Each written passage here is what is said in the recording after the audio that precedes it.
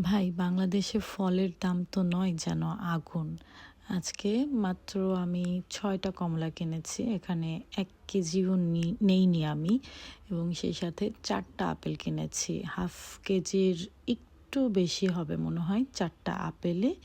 এবং এই যে আনার খেলে নাকি শরীরে রক্ত হয়, সে আনার কেনাও এখন ব্যয়বহুল হয়ে গিয়েছে। মাত্র একটা আনার নিয়েছি, ভেবেছিলাম ২টা কিনবো, কিন্তু একটার দামই চলে এসেছে ২৩৫ টাকা। সো এরপর আর ২টা কেনা হয়নি, একটা আনারই নিয়ে চলে এসেছি। এবং সেই সাথে এই যে সামান্য কিছু ফল, আমি ৬টা কমলা, ৪টা হচ্ছে আপেল নিয়েছি, আর একটা আনার। টোটাল আমার বিল এসেছে হচ্ছে ৬৩০ টাকা, ৬২০ টাকা পরে রেখেছে। এবং এরপরে আমি মাত্র ৩টা ড্রাগন ফল কিনেছি। ৩টা ড্রাগন ফলের ওয়েটই চলে এসেছে ৯০০ গ্রাম। সো ২০০ টাকা পড়েছে 3টা ড্রাগন ফল।